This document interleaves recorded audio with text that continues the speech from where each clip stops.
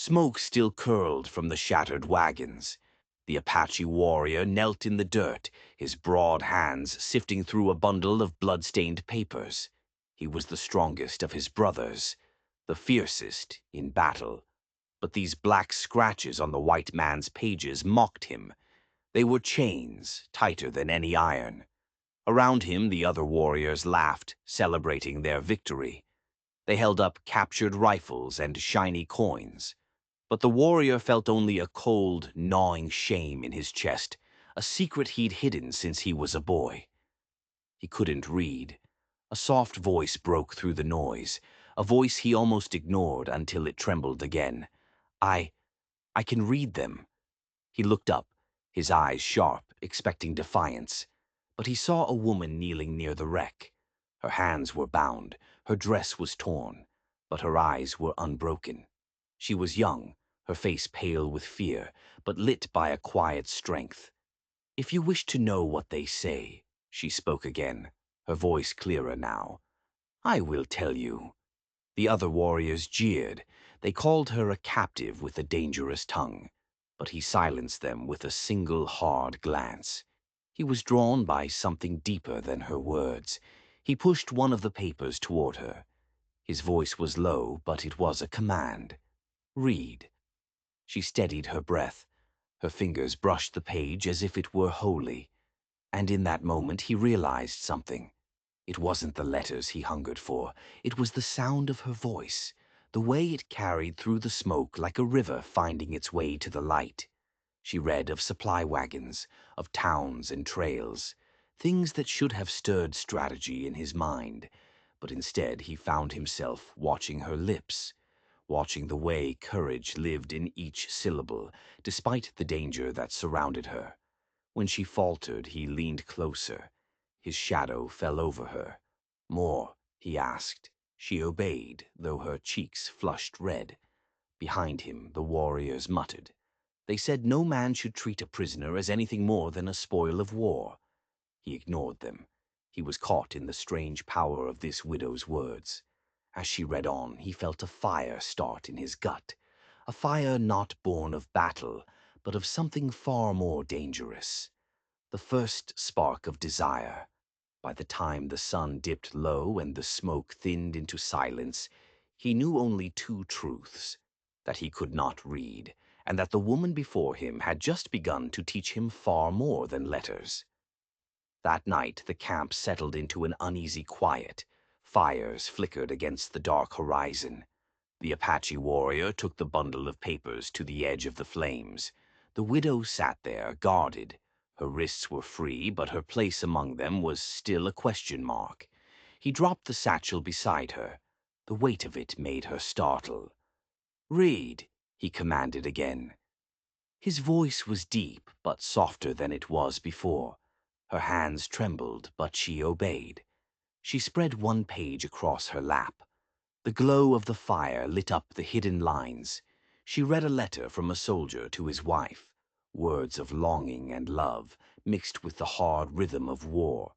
As she spoke, her voice seemed to smooth the harshness of the night. It quieted even the men who had scorned her. He leaned closer. His sharp profile was a shadow against the orange light. He asked her what certain words meant, pointing with a calloused finger at the marks that had baffled him his whole life. She explained patiently, repeating phrases. Her small voice was steady, even as his nearness made her skin burn. He listened with an intensity that unnerved her. His eyes never left her face. For the first time since the battle, she felt less like a captive. She felt like a teacher. It was a role that gave her back a piece of her dignity. When she faltered on a sentence heavy with sorrow, she looked up. He was watching her, not with suspicion, but with something that felt like hunger and reverence all at once. She swallowed and forced herself to go on. As the final words of the letter left her lips, he nodded once, as if he was sealing the lesson, not just into his memory, but into the strange bond that was forming between them. He placed another page in her hands. This one was a map of rivers and mountains. "Tell me what it says," he asked. She hesitated, then explained each curve and mark until the land itself unfolded in his mind, and he realized something powerful. Her knowledge gave him a power that no weapon ever could. He reached for her wrist, his touch surprisingly gentle. He turned it over so her pulse beat against his thumb. "You will teach me more," he said. It wasn't a question. It was a vow, a promise that unsettled her heart and sent a warmth through the night that no fire could match. Behind them, whisper stirred among the other warriors. They were uneasy that their brother sat so close to a prisoner, but he did not move away, and neither did she, because in the crackle of the firelight they both knew that something had begun, something that neither war nor law could easily extinguish. By the next evening, the widow sat by the fire again. This time she wasn't trembling. She was still a captive, but the warrior's presence beside her had woven a fragile sense of safety. He placed a scrap of parchment in her lap and a piece of charcoal in her hand. She knew what he wanted before he even spoke. "Write my name," he said, his voice low and steady. She hesitated. She looked into his dark eyes, which reflected the fire as if they held the blaze themselves. Then she slowly formed the letters across the page. He leaned in, so close she could smell the smoke in his hair and the leather of his vest. He traced the shapes she had made with a rough fingertip. His lips tightened as if he could force the knowledge into himself through sheer will. She whispered the sound of each letter. He repeated them, his voice stumbling but determined, and when he made a mistake, she smiled gently. Her hand brushed his in correction, a fleeting touch that lingered a little too long. He focused on her smile. A rare softness broke across his stern face. He asked her to write again. This time she wrote her own name beside his. 2 words joined on the page. He stared at them for a long moment. He repeated them both over and over until they rolled from his tongue like an oath. Her cheeks flushed as though the act had bound them together before any vow could be spoken. Around the fire his brothers muttered. They called it foolish for a warrior to sit with a widow and play with marks on paper, but he silenced them with a look so sharp they fell quiet. She felt the weight of their stares, the disapproval pressing in on her. Then he placed the charcoal back in her hand and demanded she teach him one more word, the word wife. Her heart thudded with a dangerous hope. She traced the letters carefully, her hand shaking. He pressed his large hand over hers to steady it, and the world beyond the fire faded away. For a heartbeat it was only the two of them, her voice, his breath, the word they had written together, glowing like a prophecy on the scrap of parchment. That night, rain hammered the canvas of the war tent. The Apache warrior drew the widow inside, away from the damp. He spread the captured documents across a rough-hewn table as if they were treasures. His hand lingered on the parchment for a moment before he pushed it toward her. "Teach," he said, his voice almost a plea. She sat across from him, her hair damp against her cheeks. Her heart thundered at being alone with him, but the gentleness in his command steadied her. She read slowly, her voice a soft rhythm. He repeated the words, his deep voice shaping the foreign syllables into something raw and earnest. When he struggled, she reached across to guide his finger along the line. Her hand was small against his calloused strength. The touch lingered. The air between them grew thick with unspoken things. He studied her as intently as he studied the letters. His eyes traced her lips as much as the page. She felt a warmth coil in her chest that had nothing to do with the fire burning in the brazier. At one point, the candle guttered, plunging them into near darkness. He instinctively reached for her wrist, his grip firm, as if the loss of light might take her from him. His thumb rested against her pulse until the flame steadied again. She looked at his face in the shadows.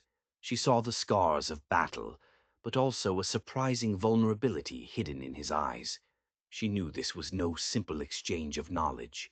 It was something far more dangerous. Outside, the rain washed the world clean, but inside the tent they were marked forever. A warrior who could not read, and a widow who thought herself forgotten, discovering that each lesson drawn in ink also etched itself deeper into their hearts. The rain passed by dawn, leaving the air sharp and clean. The Apache warrior stepped from his tent. He found himself carrying not just the documents, but the weight of a memory he had long buried. A memory that rose unbidden as the widow's lessons sank deeper into his soul. That evening, when the others drifted to their own fires, he sat across from her again. The pages were untouched. His hands were clenched on his knees, his jaw tight as stone. She tilted her head, sensing his turmoil. "What is it you fear in these words?" she whispered. His voice came out low and rough. "When I was a boy, a white trader held a page to my face.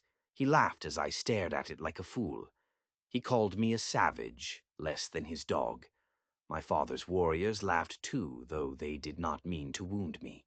From that day I swore no man would see me beg for letters from a page." His eyes burned with the shame that no battle had ever given him. He turned his head away, as if her gaze could cut him deeper than any blade. She reached across the rough table and placed her hand over his. The warmth of her touch seemed to chase away the cold years of humiliation. "They were wrong," she said softly. "To learn is not weakness. To seek more is the greatest strength of all." He stared at her fingers resting on his skin. He lifted his eyes to hers. For the first time, his voice trembled with something like desperation. "Then do not let me be mocked again. Do not let me fail before you." She shook her head, her hair falling loose around her face. "You will not fail," she whispered. "Not with me." A heavy, fragile silence stretched between them. He slowly turned his hand beneath hers, his fingers curling to hold her in return. A bond forged not by conquest, but by the breaking of walls that had stood in his heart for years. In that moment, the warrior who could not read had shown her his deepest wound, and the widow, who thought herself powerless, had answered with the promise of healing. Though neither of them said the word aloud, they both knew the lesson had already changed them forever. The days that followed softened into a rhythm neither of them had expected. He would bring her scraps of paper, pieces of charcoal, even a broken slate he'd found. She would guide his rough hands through the letters, her patience a quiet tenderness. Their lessons were no longer silent. They were filled with small bursts of laughter when his tongue twisted a word, or his hand smeared the ink. Once she leaned too close to show him how to form a letter, and her hair brushed his cheek. She pulled back quickly, but the warmth lingered on his skin like a secret fire. By the river he practiced repeating words she whispered. One afternoon he said her name without her prompting. The sound was so soft it made her heart lurch in her chest. But outside their fragile circle, whispers were rising. Men in the camp muttered that a widow had no right to sit at a warrior's side. Women hissed that she was a captive and could never be more. He heard the whispers and ignored them. But the sting was there. A low drumbeat of defiance was building inside him. One night, a young brave sneered too loudly, asking if the great warrior was going to marry his schoolmistress like a boy. The warrior stood, towering over the fire, and silenced the entire camp with nothing but the weight of his gaze. No one mocked him again that night. But the widow felt the danger in their stares. The walls were closing in around them. When she returned to her tent, she pressed her face into her hands. She was trembling, not with fear of him, but with the truth she could no longer deny. She wanted him, not as a pupil, but as the man who had begun to write his heart into hers with every clumsy letter. The widow sat by the fire that evening, her hands folded over a book he had brought her. Its leather was cracked. Its pages were filled with prayers she had once read to her husband. Now, as she traced the words with her finger, the Apache warrior crouched beside her. His gaze was fixed not on the page, but on her lips as they shaped each sound. When she paused, he leaned closer. His breath stirred the loose strands of her hair. "If I can read," he asked, his voice barely a whisper, "will I be more than what they call me?" She swallowed.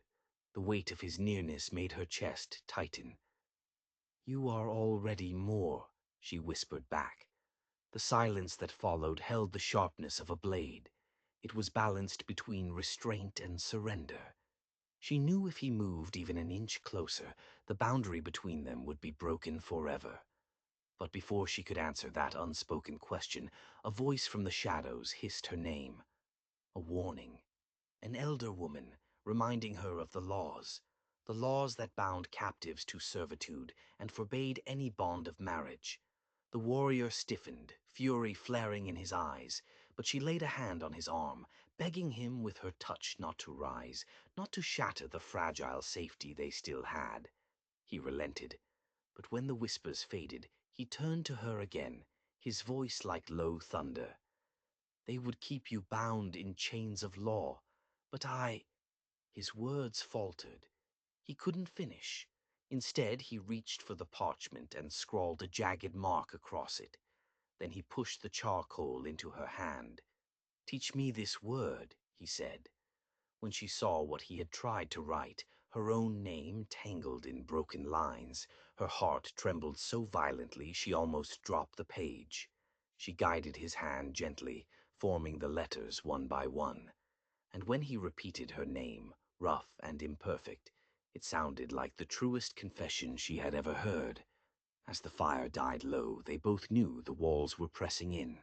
If they did not choose a path soon, their fragile bond would be torn apart. The summons came at dawn. The mist still clung to the river as the widow was pulled from her tent. She stood in the center of the council circle, her hair tangled, her eyes wide but unbroken. Around her the warriors and elders gathered, their faces carved from stone. The Apache warrior entered last. He stood close enough to shield her. The chief raised a hand. "She is a spoil of war," he declared. "A captive cannot be a wife." The words rippled through the crowd on whispers, sharp as knives. The widow felt her knees weaken. But before she could falter, the warrior stepped forward, his voice ringing clear. "She has given me more than food or fire. She has given me words." Murmurs of disbelief rose like smoke. One elder sneered, "You who cannot read, dare claim her as more." The warrior reached into his vest. He pulled out a folded parchment, one of the documents from the battle. He held it high. His hands trembled, his jaw was clenched, but he opened it and pressed his finger to a line she had taught him only nights before. The crowd jeered, expecting him to fail. But when he spoke the single word, broken but clear, silence crashed down like thunder. "Wife." He turned, his eyes blazing, and repeated it louder. Each syllable was heavier with defiance. "Wife." Gasps broke from the women. Some covered their mouths, but the widow's heart leapt. Tears burned her eyes. The single word had freed her from every chain. The chief's face darkened. "You shame us, warrior, standing for a captive against the law." But the warrior did not bow. He did not falter. He placed the parchment into her hands as if to prove she was no longer his spoil, but his equal. The circle seethed around them, torn between outrage and awe. And in that moment it became clear. This would not end in quiet surrender. This would be a battle for their right to love. The circle did not break quietly. It roared to life. A young brave surged forward, his eyes full of fury. He shouted that no warrior could make a bride of a captive. His hand shot out to seize the widow's arm, to drag her back into the shadows of servitude. Before her cry could even form, the warrior moved like lightning. His hand clamped down on the younger man's wrist, twisting until the youth dropped to his knees with a grunt of pain. Firelight glinted off the blade that had appeared in the warrior's other hand. Gasps tore through the crowd. Elders rose, women shrieked. For a breathless moment it seemed the circle would erupt into violence. But the warrior did not strike. He flung the young man aside and raised his voice, louder than the storm. "She is not spoil. She is the woman who gave me the power of words, and I will not surrender her." He pulled the widow to his side, his arm firm around her. The weight of his defiance silenced the jeers. He drew her close so no one could mistake his choice. The chief's eyes narrowed. "You would betray your people for her." The warrior's gaze did not waver. "I betray nothing," he declared, his voice carrying across the valley. "I honor what is greater than war. If you call me an outlaw, then so be it. For I will be an outlaw with her." The widow clung to his arm, trembling not with fear but with awe. She had never heard such strength spoken in her defense. Her heart knew the danger of standing against so many, but it also knew, with a fierce certainty, that she would rather die beside him than live without him. The council muttered, some in rage, others in unease, but no one dared to challenge him again. The fire in his eyes promised that anyone who tried would face more than just his blade. A man who had known only silence and shame had found his voice, and he would use it to claim her against the entire world. The circle lingered in silence. The fire popped in nervous sparks. The Apache warrior pulled a parchment from his vest, the same one from the battle, its edges torn, its ink smudged. He held it high, then lowered it into the widow's hands. His fingers covered hers, as if to steady not just her trembling, but his own. The crowd leaned in, waiting for him to fail, to prove himself the illiterate fool they had always whispered he was. But he fixed his gaze on her, on the woman who had given him more than just letters. And with a voice rough but steady, he began to shape the word she had traced into his very bones. "Wife," he said, broken at first, then stronger. Each syllable carried across the gathering until even the chief's face tightened. The widow's eyes filled with tears, not of fear, but of triumph. This single word was no mere lesson. It was a vow spoken before all who doubted, a declaration that neither law nor scorn could erase. He spoke again, louder, his voice rising until it drowned the whispers of the elders and silenced the jeers of the young. "Wife!" Then he turned to her. His hand rose to cup her cheek. His eyes burned not with shame, but with pride. And in the hush that followed, he whispered for her alone. "Not spoil, not captive. Mine as I am yours." She leaned into his palm, her tears falling onto his hand. For the first time since war had torn her world apart, she felt whole. The council shifted uneasily, but no one dared to challenge what had already been claimed in fire and blood and word. Elias Red Feather, who carried this tale, would always pause here to remind his listeners that sometimes one word can change more than 1,000 battles. The widow and the warrior stood together as the dawn crept over the horizon, the parchment pressed between their joined hands. The world might never fully forgive their defiance, but it could not deny what they had spoken into being, a union forged not by conquest, but by choice. A love born from the ashes of shame and carried into legend by the sound of a single word.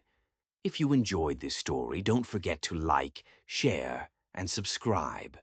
Your support helps us bring more true-hearted stories from the pages left behind. Let us know in the comments. If you had been in that circle, would you have stood for their vow?